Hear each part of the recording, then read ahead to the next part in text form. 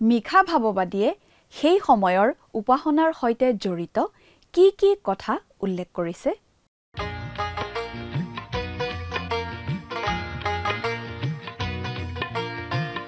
আজিৰে পবিত্ৰ ক্ষণতে উজলি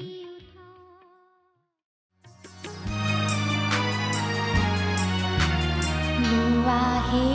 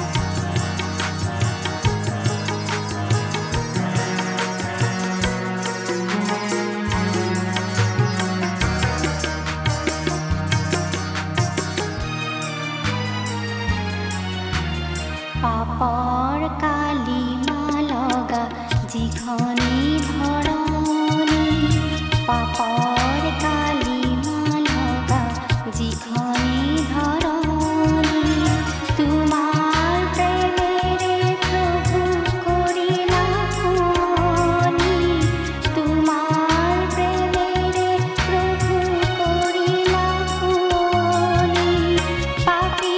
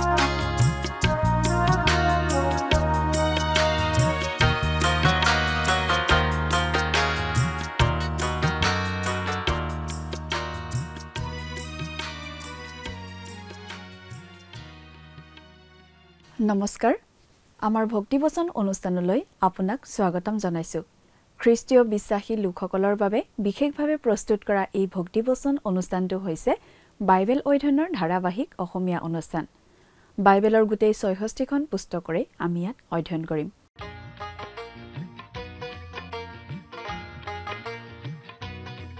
প্ৰিয় দৰ্শক আপুনি যদি আমাৰ আগৰ অনুষ্ঠানটো শুনিছিল তেনেহলে আপোনাৰ নিশ্চয় মনত আছে যে আমি আগৰ অনুষ্ঠানত বাইবেলৰ পুৰণি নিয়ম খণ্ডৰ মিখা ভাৱবাদীৰ পুস্তকখনৰ অধ্যয়ন আৰম্ভ কৰিছিলো যোৱা অনুষ্ঠানত এই মিখা ভাৱবাদীৰ পুস্তকৰ এটা চমু পৰিচয় আগবঢ়াই ১ নম্বৰ অধ্যায়ৰ ১ৰ পৰা ২ নম্বৰ পদলৈকে পঢ়ি তাৰ ভিত্তিত আগবঢ়োৱা আলোচনা শুনিবলৈ পালো আজিৰ অনুষ্ঠানত আমি এই মিখা ভাৱবাদীৰ পুস্তকৰ ১ নম্বৰ অধ্যায়ৰ 3 পৰা 7 নম্বৰ পদলৈকে পঢ়ি তাৰ ভিত্তিত আগবঢ়োৱা আলোচনা শুনিবলৈ পাম।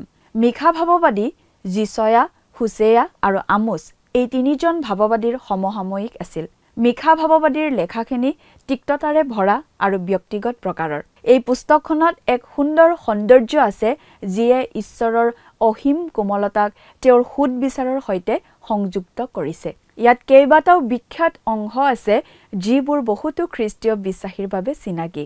মিখাই বাৰ্তাটো আৰম্ভ কৰিছে, হে পৃথিৱী আৰু তাত থকা সকলো লোক এই কথা শুনা বুলি। যিহেতু আমাৰ বেছিভাগেই এই পৃথিৱীত আছো, গতিকে তেওঁ আমাক সকলোকে বুজাইছে বুলি আমি ক'ব লাগিব। মিখাই কৈছে, হে লোকসকল, জিহুৱাই তোমালোকৰ বিৰুদ্ধে সাক্ষী হওক।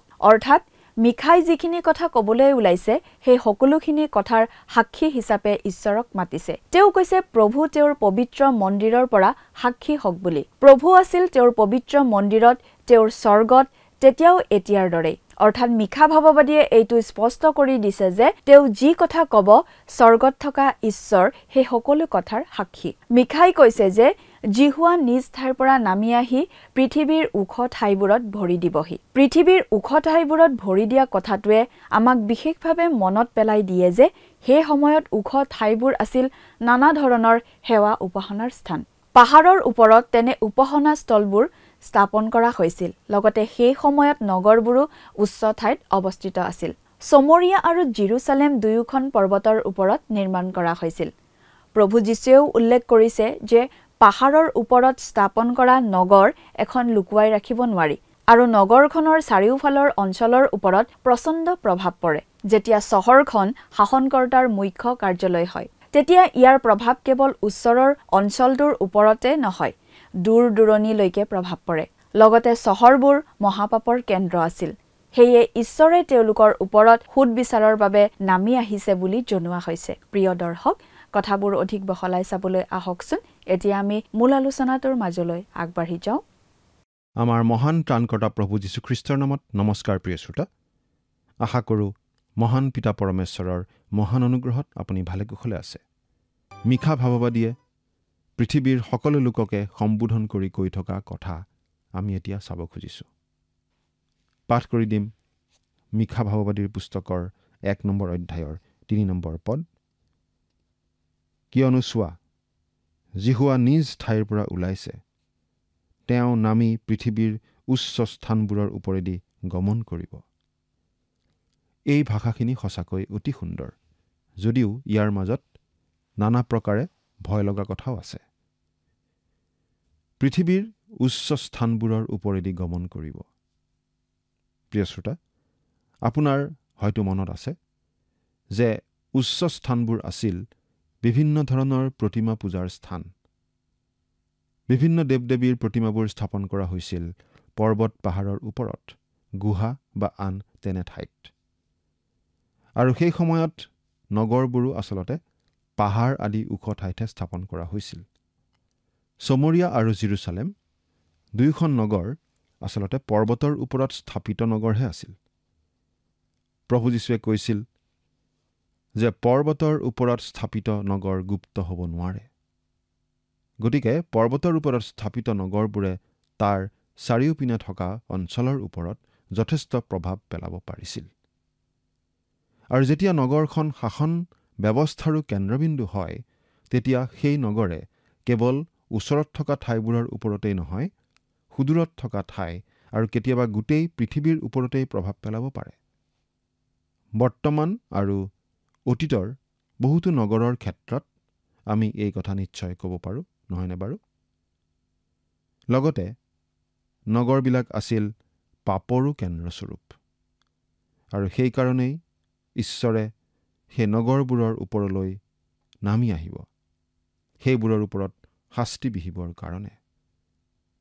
ইয়াত কোৱা হৈছে, তেওঁ নামি আহি পৃথিৱীৰ উচ্চ স্থানবোৰৰ ওপৰেদি গমন কৰিব।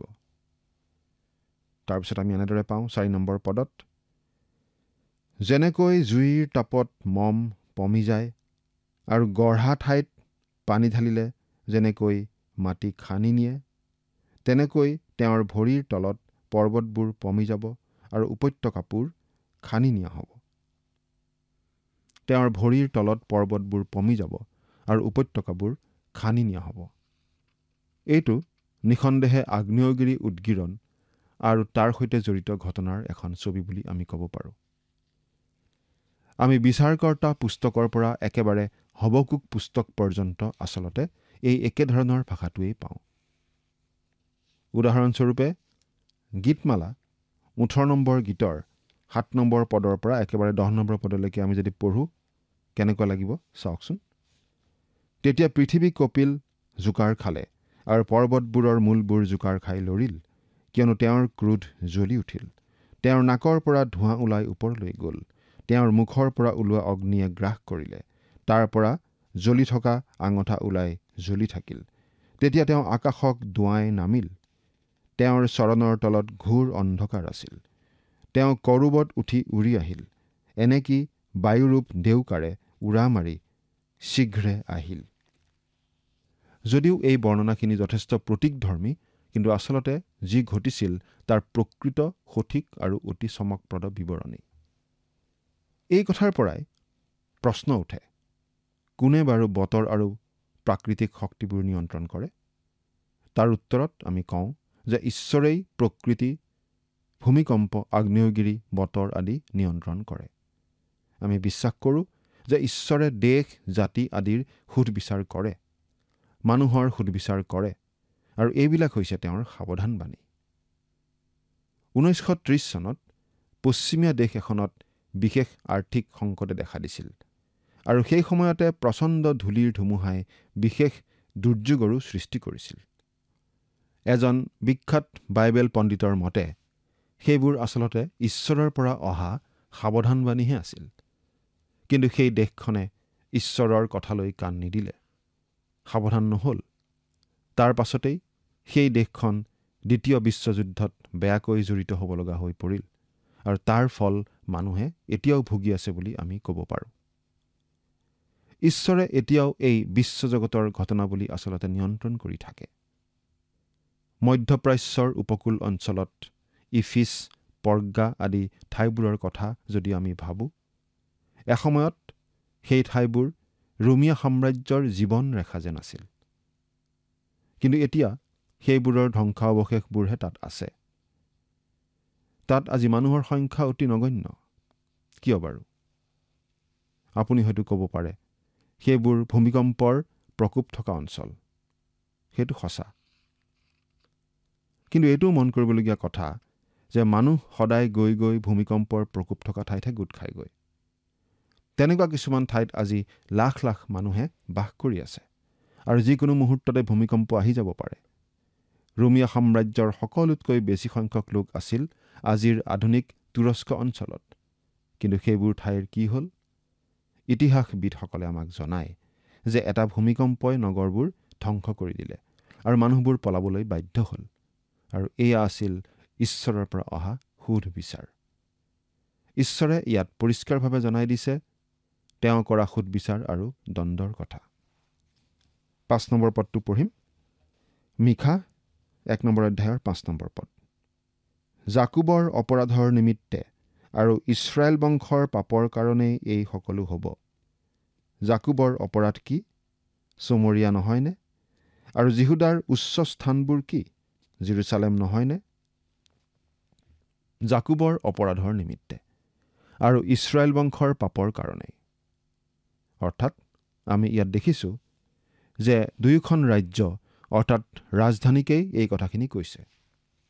ইছৰাইলৰ চমৰীয়া আৰু জিহুদা বা জাকুবৰ জেৰুচালেম।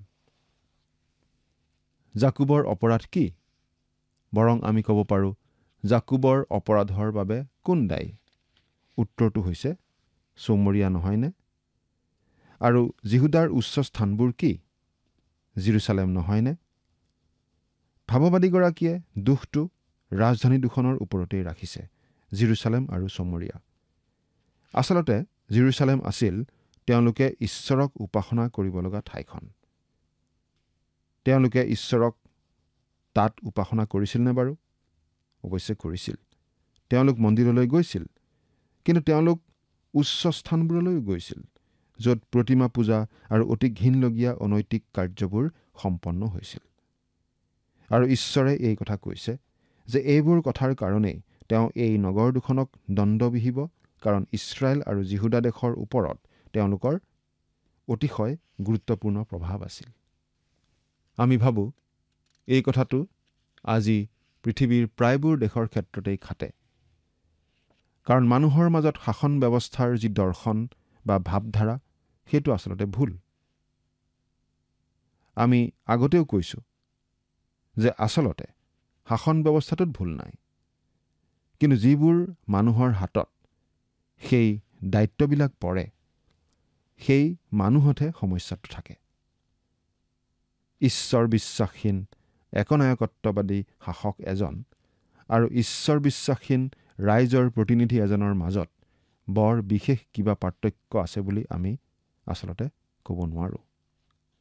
ইতিহাসৰ পৰা মানুহে শিকিছে যে মানুহে আচলতে মানুহক বিশ্বাস কৰিব নোৱাৰে, আৰু সেইকাৰণে আধুনিক মানুহে খুব সাৱধানে নিজৰ বাবে শাসন ব্যৱস্থা প্ৰস্তুত কৰি লৈছে, য'ত 3টা প্ৰধান অংগ আছে। এটা বিভাগে আন এটা বিভাগৰ ওপৰত নজৰ ৰাখিব পাৰিব বুলিয়েই মানুহে তেনেদৰে ভাগ ভাগ কৰি লৈছে। কিন্তু আমি আজি দেখিবলৈ পাইছোঁ যে শাসন ব্যৱস্থাৰ প্ৰতিটো বিভাগকেই আমি পহৰা দি থকাৰ প্ৰয়োজন আহি পৰে। কিয় বাৰু? কাৰণ যিকোনো শাসন ব্যৱস্থা উচিতভাৱে চলিবলৈ হ'লে উচিত মানুহৰ হাতত দায়িত্ব ন্যস্ত হ'ব লাগিব। মিখাৰ দিনত সমস্যাটো এয়ে আছিল যে চমৰীয়া আৰু জেৰুজালেম দুৰ্নীতিগ্ৰস্ত হৈ পৰিছিল, আৰু ঈশ্বৰে সেই নগৰ দুখনলৈ দণ্ড পঠিয়াব বুলি কৈছে। বৰ্তমান পৃথিৱীৰ ভিতৰতেই অতি শক্তিশালী পশ্চিমীয়া দেশ এখনৰ ক্ষেত্ৰত আমি বাৰু কি ক'ব পাৰোঁ? আমি ভাবোঁ যে সেই দেশখনৰ অধোগতি আৰম্ভ হৈ গৈছে। শেষকালৰ বিষয়ে যি ভাৱবাণী আমি পাওঁ তাত সেই দেশখনৰ বিষয়ে আচলতে একো উল্লেখেই নাই। সম্ভৱতঃ 2টা কাৰণত। হয়তো সেই সময়লৈকে সেই দেশখন নিশ্চিহ্ন হৈ যাব, নাইবা দেশখন হয়তো এতিয়াৰ নিচিনা বিশ্বশক্তি হৈ নাথাকিব। দ্বিতীয় বিশ্বযুদ্ধৰ পাছত গোটেই পৃথিৱীকে নেতৃত্ব দিয়াৰ বাবে সোণালী সুযোগ সেই দেশখনলৈ আহিছিল, কিন্তু তেওঁলোকে পৃথিৱীক দিলে কি?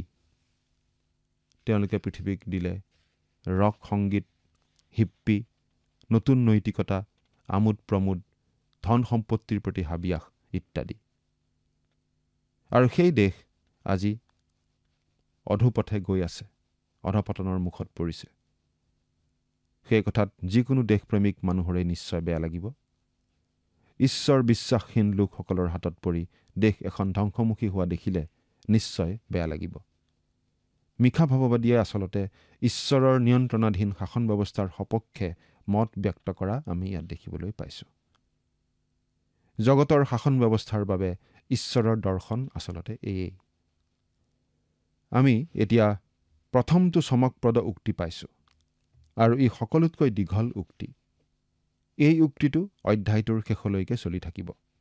6 নম্বৰ পদৰ পৰা একেবাৰে 16 নম্বৰ পদলৈকে আমি এই উক্তিটো পাম। শেষকালত যি ভয়াৱহ ধ্বংসলীলা হ'ব তাৰ আচলতে ই এটা চমু বিৱৰণীৰ নিচিনা। শেষকালৰ বিষয়ত আমি ঈশ্বৰৰ পৰা অহা সুধ বিচাৰ দণ্ডৰ কথাটোলৈ আকৌ ঘূৰি আহিম, আৰু সেই বিষয়ে আমি মিখা ভাৱবাদীৰ পুস্তকৰ 4 নম্বৰ অধ্যায়তেই পাম। কিন্তু ইয়াত অৰ্থাৎ মিখা ভাৱবাদীৰ পুস্তকৰ 1ম অধ্যায়ত এটা স্থানীয় পৰিস্থিতিৰ কথা আমি পাইছোঁ। অচুৰীয়াবিলাকে চমৰীয়া যে ধ্বংস কৰিবহি সেই কথাটো আমি পাই আছোঁ। আজি যদি আপুনি চমৰীয়াৰ ফটো দেখিলেহেঁতেন, এসময়ত এইখন অতি সুন্দৰ নগৰ আছিল, অতি প্ৰভাৱশালী আৰু সংস্কৃতিৰ কেন্দ্ৰস্থল স্বৰূপ নগৰ আছিল, অতি প্ৰতিশ্ৰুতি সম্পন্ন নগৰ আছিল। কিন্তু আজি ছাই আৰু ধূলিৰ স্তূপ মাত্ৰ। 6 নম্বৰ পদ। এই হেতুকে মই চমৰীয়াক শিলৰ দম থকা পথাৰ আৰু দ্ৰাক্ষাবাৰীৰ গছ ৰোৱা ঠাই কৰিম। মই সেই নগৰীৰ শিলবোৰ উপত্যকালৈ বগৰাই পেলাম আৰু তাইৰ ভিত্তিমূল অনাবৃত কৰিম। মই চমৰীয়াক শিলৰ দম থকা পথাৰ আৰু দ্ৰাক্ষাবাৰীৰ গছ ৰোৱা ঠাই কৰিম। আৰু আজি ঠিক তেনেকুৱাই ঘটিছে।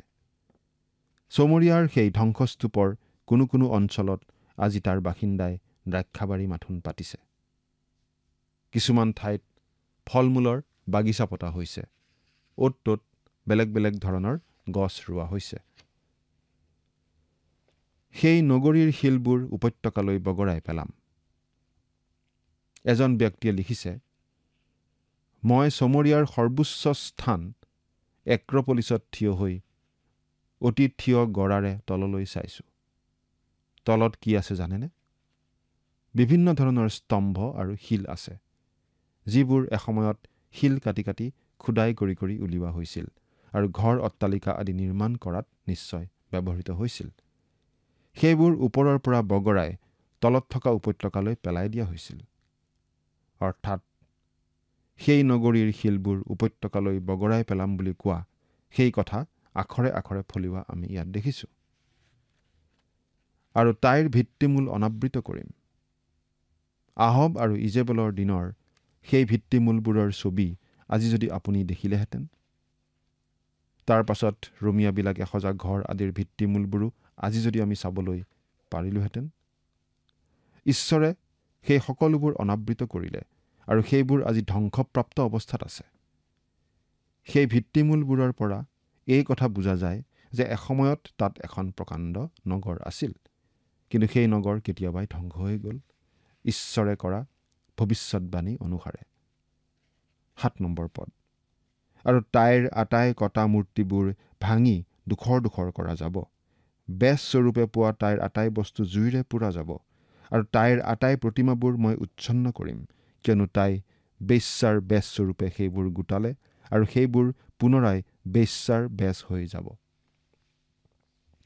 আৰু তাইৰ আটাই কটা মূৰ্তিবোৰ ভাঙি দুখৰ দুখৰ কৰা যাব। এবাৰ এজন লোকে চমৰীয়া ঠাইখন চাবলৈ যাওঁতে গাইডজনক সুধিছিল, ইয়াত ক'ৰবাত কিবা মূৰ্তি আছেনে? তেতিয়া গাইডজনে উত্তৰ দিছিল, ক'তো নাই। এসময়ত প্ৰতিমা পূজা চলিছিল যদিও এতিয়া ক'তো নাই।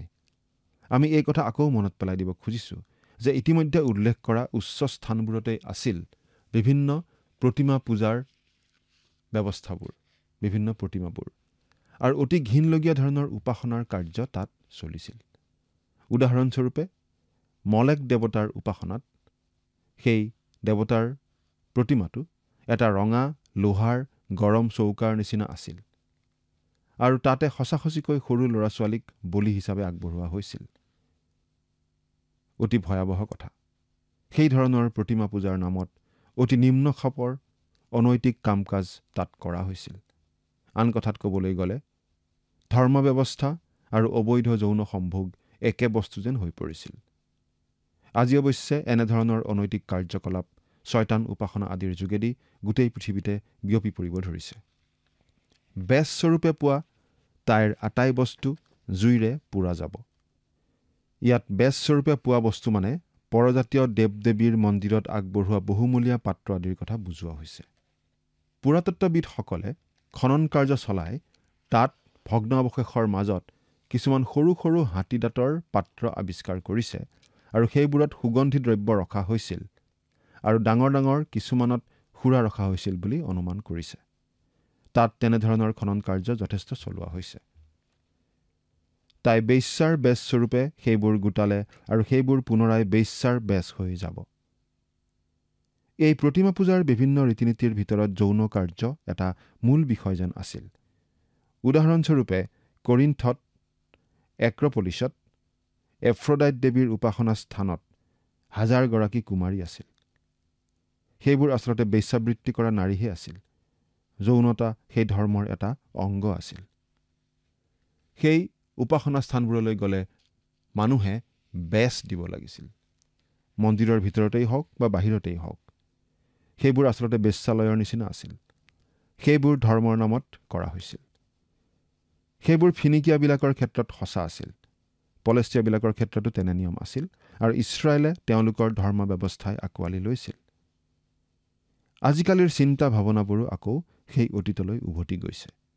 আজিৰ নতুন নৈতিকতা তাহানিৰ সেই যৌন ব্যভিচাৰৰ সমানেই পুৰণি। কিন্তু আমি ধৰ্মৰ কথা নকওঁ। আজি আমি এজন ব্যক্তিৰ কথাহে ক'ব খুজিছোঁ। খ্ৰীষ্টীয় বিশ্বাসটো আচলতে ধৰ্ম নহয়, এজন ব্যক্তি। তেওঁ হৈছে প্ৰভু যীশুখ্ৰীষ্ট। প্ৰভু যীশুৱে স্পষ্টভাৱে এইদৰে কৈছে। যোহনে লিখা শুভবাৰ্তা 8 নম্বৰ অধ্যায়ৰ 36 নম্বৰ পদত, এই কাৰণে পুত্ৰই যদি তোমালোকক মুক্ত কৰে তেন্তে তোমালোক নিশ্চয় মুক্ত হ'বা। তেওঁই আপোনাক পাপ কাৰ্যৰ পৰা, ধৰ্মৰ ভুৱা বন্ধনৰ পৰা মুক্ত কৰিব পাৰে। ইয়াত মিশা ভাৱবাদীয়ে জনাইছে বেশ্যাবৃত্তিৰে আহৰণ কৰা সকলো বস্তু আকৌ কাঢ়ি লৈ যোৱা হ'ব আৰু সেইবোৰ আকৌ পাপতেই ব্যৱহৃত হ'ব। তাৰে কিছুমান সা সৰঞ্জাম পাছত ৰোমীয়াসকলৰ দিনত আকৌ ব্যৱহৃত হৈছিল বুলি জানিব পৰা যায়। হেৰোদ ৰজাই সেই নগৰখন পুনৰ নিৰ্মাণ কৰিছিল। সেই ঠাই তেওঁ ভাল পাইছিল। ঠাইখন থাকিবৰ বাবে খুব সুন্দৰ আছিল, কিন্তু পাছত ধ্বংসপ্ৰাপ্ত হৈছিল আৰু আজি ভগ্ন অৱশেষবোৰহে তাত আছে। বিভিন্ন ধৰণৰ প্ৰতিমা পূজাই আছিল তেওঁলোকৰ মূল পাপ। অৱশ্যে মিশাই আন কিছুমান পাপৰ কথাও আমাক জনাব। সেই পাপবোৰৰ বাবেই সেই চমৰীয়া ধ্বংস হ'ব লগা হৈছিল। কিন্তু আচলতে সকলো মানুহেই পাপী আৰু পাপৰ বেছ মৃত্যু, আৰু সেই পাপত থাকিলে সকলো মানুহে এদিন ধ্বংস হ'ব লাগিব। কিন্তু ঈশ্বৰে তাৰ পৰা ৰক্ষা পৰাৰ উপায় দিছে প্ৰভু যীশুৰ যোগেৰে। প্ৰভু যীশুত বিশ্বাস কৰা প্ৰতিজন লোকেই সেই পাপৰ পৰা ৰক্ষা পায়, চিৰদিনৰ বাবে, অনন্তকালৰ বাবে স্বৰ্গত থাকিব পাৰে। আপুনি বাৰু প্ৰভু যীশুক আপোনাৰ ত্ৰাণকৰ্তা বুলি গ্ৰহণ কৰিছেনে? ঈশ্বৰে আপোনাক আশীৰ্বাদ কৰক। আমেন।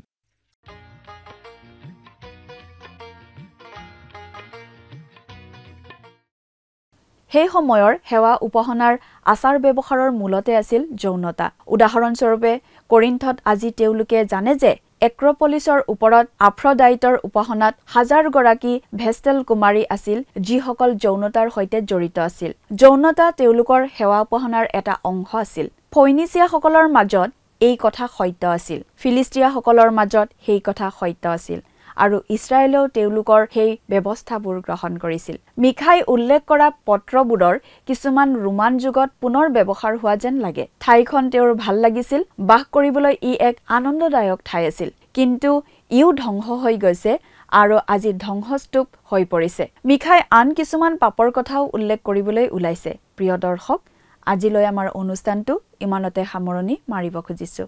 পৰৱৰ্তী অনুষ্ঠানত আপোনালোকক পুনৰ লগ পোৱাৰ আশা ৰাখিছোঁ। সামৰণি মৰাৰ আগতে আহকচোন খন্তেক প্ৰাৰ্থনাত মূৰ দুৱাওঁ। মৰমীয়াল দয়ালু পিতৃ ঈশ্বৰ, প্ৰভু তোমাক ধন্যবাদ দিছোঁ। তুমি যি সুন্দৰ সময় আমাক দান কৰিলা তাৰ বাবে।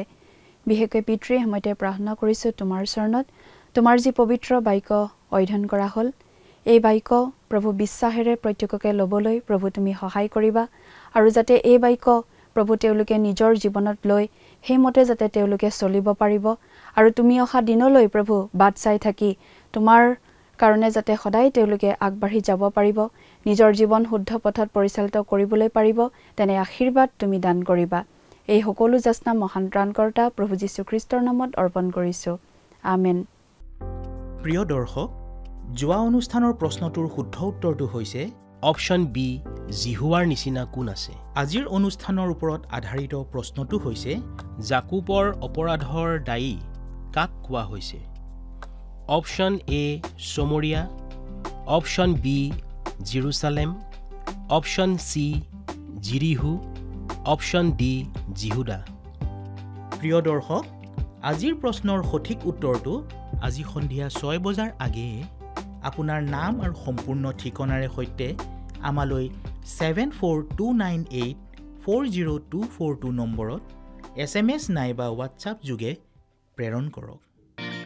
প্ৰিয় দৰ্শক, আপুনি যদি আমাৰ এই অনুষ্ঠানৰ যোগেদি আশীৰ্বাদপ্ৰাপ্ত হৈছে আৰু আমাৰ লগত কথা পাতিবলৈ বিচাৰিছে বা আপোনাক প্ৰাৰ্থনাৰ সহায়ো পৰামৰ্শ লাগে, তেন্তে আমালৈ 7429840242 এই নম্বৰত পোনপটীয়াকৈ ফোন কৰিব পাৰিব। ধন্যবাদ।